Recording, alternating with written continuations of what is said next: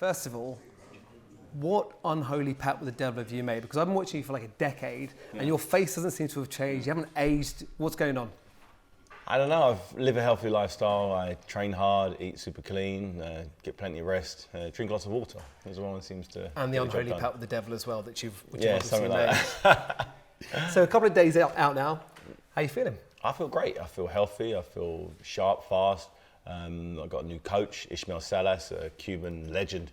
You know, trained over 20 world champions, been in the game for over 40 years. I've reintroduced Ruben Tabarez, my former strength and conditioning coach, who trained me for my heavyweight title fights. So I've got him back on the team. So all of the pieces of the puzzle seem to have come together. Unfortunately for Tony Bellew, on Saturday night, he's in for a rude awakening. Rude awakening? How rude? What were you expecting? We're expecting a performance you'd expect from a David Haye of 10 years ago. That's you know, when I was fighting and winning world titles, multiple world titles. Really it was 10 years ago. now? I feel as good as I've felt for 10 years. Come on, that's boxing talk, isn't it? I'm telling You've got to talk it up. Look at me on the scales. When you see me jump on the scales, you will see I'm in better condition than I've ever been in my life right now. That's crazy to think at 37 years of age. To be in the condition of your life, it's pretty much unheard of, but somehow I've managed to do it. I don't know, I've just maybe experience. I've been able to look at past training camps, seen what's worked, what hasn't worked, and sort of left what doesn't and incorporate what does. And it seems like it's taken me all these years to figure out the exact way to get it right. And as I sit here today, it feels very, very right. So last time you fought Tony Bellew, it was all going to be over in 2 rounds. 1 round. With my first jab, I was saying some crazy stuff. I was so confident that I'd beat Tony Bellew in such easy fashion. It was just literally turning up and knocking a guy out, and it couldn't have won any worse for me. I got beaten in 11 rounds.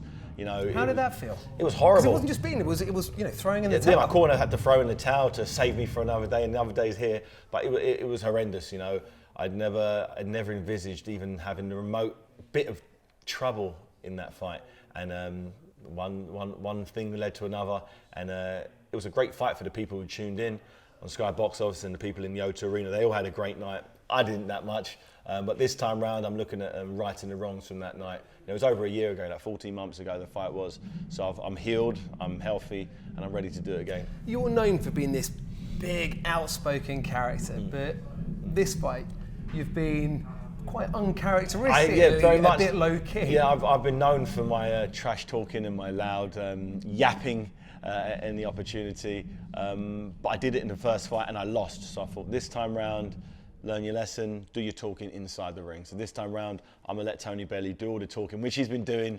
You know, he's got a bit of a mouth on him, but I haven't allowed him to get under my skin. First time round, he riled me up. He got under my skin and really whipped me up into a frenzy, and that affected my boxing ability. The way I boxed, you know, wasn't the way I needed to box. And this time round, I've got a coach who's really going to instill in me and has instilled in me the right mindset and the right sort of energy to walk to the ring with.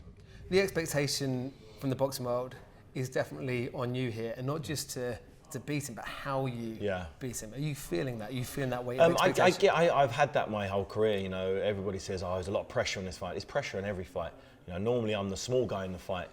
Normally, you know, I've given away between 3 and 7 stone weight advantages to my opponents over the years. This time around, I'm fighting someone who's probably about the same or a little bit less than myself. So people are expecting me to win. Although I lost the last fight, I'm still the favourite, and I've had 2 operations. I had a snapped Achilles, snapped bicep, and I'm still the favourite to win. I don't think that's ever happened before after coming off a loss. But I know this sport is a tough sport. You know, I've been in it since I was 10 years of age. I've been competing for 27 years, a long time, and I'm seasoned in the game now. You know, world champion in multiple weight divisions, and I'm looking at finishing my career, because I'm coming to the end of it, finishing my career on a big, big high. Well, I'm glad that you brought that up, because I'm reluctant to mention this to a guy who can punch as hard as you and while sitting as close to you. But you know, you're not, in boxing terms, you're no not spring the spring chicken. chicken Yeah, exactly. that you once were. Exactly. You know, I said it was 10 years, probably 11 years ago. It was 2007 that I went over to Levallois on the outskirts of Paris to challenge for my first world title belts. And you know, 11 years later, here I am, and I feel good. I feel fresh. I feel young. I might not look as young as I did then, but I feel it. You know, the results in the gym, pushing weights around, doing my running, my sprints, my heart rate work. The numbers are better now than they ever were. I don't have that. I can't maybe train as hard day after day. Your recovery isn't as good as you get older. But I found a way to navigate through that and work around that. And I've somehow tricked my body into getting into the peak condition. But how long more have you got? If it doesn't go well on Saturday? If it doesn't go well on Saturday, then it was never meant to be. You know, training has gone so well. If I don't have a spectacular performance, I don't win in good fashion, then my time is done. You know, I'm man enough to know. I'm man enough to know. You know, I've achieved a lot in the game of boxing. You know, more than most other boxers have ever done, and I'll know when, you know, if I perform remotely like I did in the last fight, I'd say it's time to hang up the gloves. All right, but what if it does go well? If it goes well and goes the way I anticipate it, then that changes things. But I'll have to watch the fight. I'll have to watch it objectively and say, okay, is the guy I'm watching, is this version of David Haye good enough to beat the very best in the division, the giants, the guys who are 10 years younger than me, the Anthony Joshuas who've got all these belts? Is that person good enough? And I'm honest to say, if it isn't, I'll say I wouldn't want to put myself in the way of train like that, you know. But if I see something that I've been seeing in the gym, then we can start talking. The way you're feeling now, though, and the way you're talking now, do you think you've got it in you? I think I do, but I thought that before the first fight, and I boxed terrible. So, you know, what I think and what is the reality isn't always the same thing. So I'll have to review the fight afterwards and give people an honest assessment and rundown of what's next in my career. You're celebrated as being this great British boxer, both here and abroad. Yeah. But like me, your family, or half of your family is You're from Jamaica, yeah. From Jamaica. Yeah. You must have been watching everything that's been happening over the past few months with the Windrush scandal. Yeah. Now, what's your take on it? It's just really sad. You know, my grandfather came over here in the early 70s and, you know, built a life for himself and his family. My father came over to England when he was 12 years of age. And worked, and his brothers and sisters came over, and they've had a family. They was able, fortunately, to get a passport. Yeah. So they've been able to build a life, build a family, contribute to society. My grandfather was a carpenter. My father was a panel beater, sprayer. So they contributed to society, paid tax. They, you know, helped build Britain. You know, and unfortunately, there's a small generation that just came before that it appears are getting kicked out. And it's so unfair, you know. These people are pensioners, you know. There's a lot of them are, you know, living checked the hand to mouth, and to try to kick them back, go back to Jamaica where they have. Some of them haven't been for over 50, 60 years. It's disgusting. How does that make you feel? I mean, that's yes, it's horrendous, you know. It's something that is very unfair. You know, I understand. I'm all for, you know, border controls. You know, people coming over to try to take advantage of the British system. You know, and you get these people coming over here and, you know, having God knows how many kids and just draining society, getting these big houses. I get that. I understand why people are upset about that. But when you got someone coming over who built Britain, who literally rebuilt it after the war, and now so many years have gone by, and you're now saying, "Oh, where's the paperwork? What paperwork? Oh, some of the paperwork got destroyed by the government. Some of the paperwork they never had, and all of a sudden they're saying, okay, you can't work now, or you got to leave the country." It's so sad, and, you know, it's near impossible. But we need to go through a case by case situation. Is like we know who should be here and who shouldn't be here. It's pretty obvious. And if someone's been here contributing for God knows how many years, you know, you got to use your brain and allow these people to continue the remainder of their lives here in Britain, where they love and where their family is and where their grandkids are and great grandchildren are. It's interesting because, like, we're as a nation, we're great at taking second generation people who are recently here and saying, "Great, you're British, and you're David Haye, or you're Mo Farah." Yeah. But if you're just Joe Bloggs off the street, do you think we're as good as a nation at celebrating them and embracing them as part of the country? Yeah, no, unfortunately not. but not everyone can be a Mo Farah, not everyone can be up in lights. Do you think, well, so everyone that's going through at the moment with the Windrush, the government's now saying, yeah, well, we'll sort it out. Do you think that's enough? Or You can't just say we'll sort it out, because there are individual cases I've heard that you can't just sort out. This is, really unsettling people. People are going to getting depressed. People are worried. People are uncertain of their future. A lot of these people are elderly people, and they don't.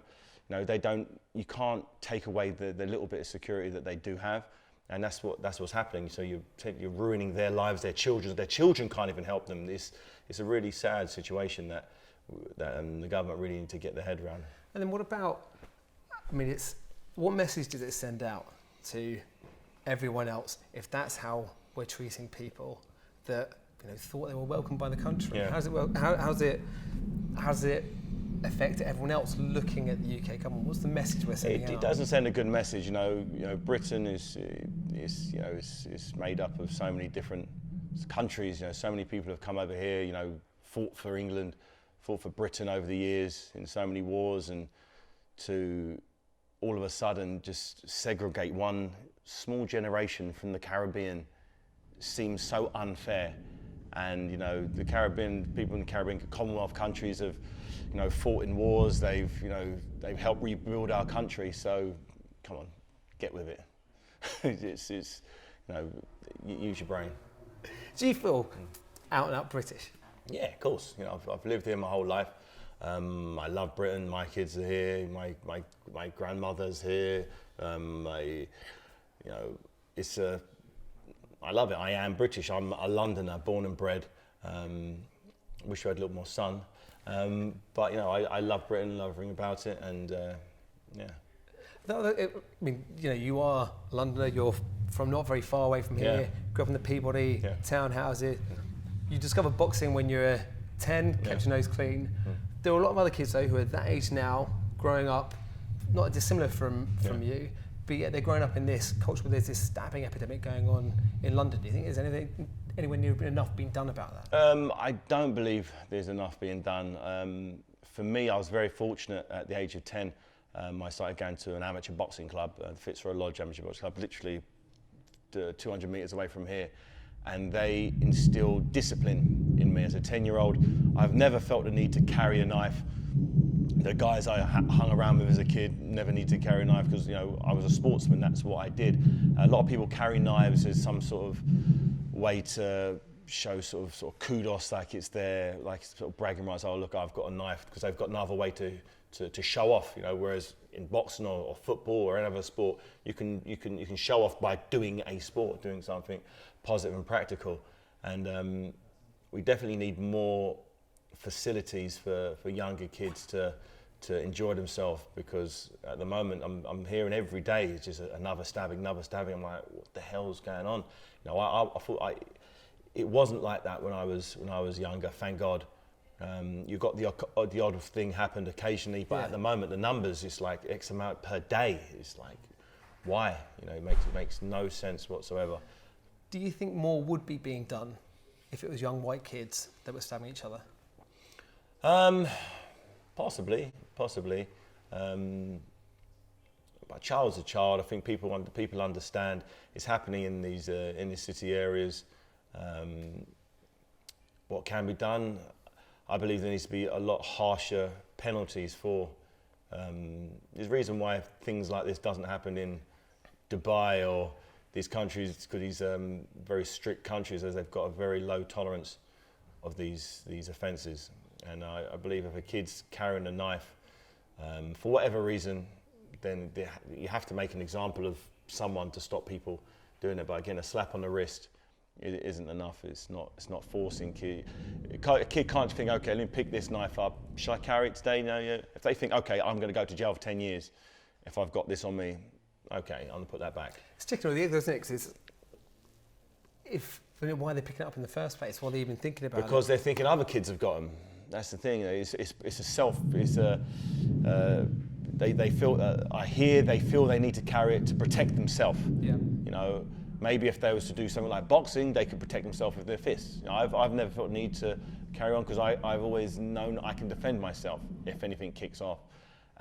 Maybe incorporating boxing into schools. Sounds crazy to add something else more violent, but even if it's a self-defense classes, karate, into schools, you know, as well as doing football, rugby, add karate or another combat sport, so people feel like, okay, if something ever kicks off, I can defend myself. Some sort of martial arts may be a way to stop it, because, you know, I came from a generation just after the boxing was sort of taken out of schools because they deemed it too dangerous.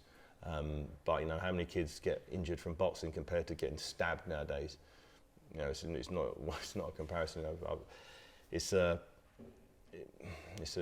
horrendous situation that I definitely feel more combat sports, even non-contact combat sports, even just doing punching the bags, it gives people the sense of they can defend themselves. So they might not need to carry that knife to defend themselves.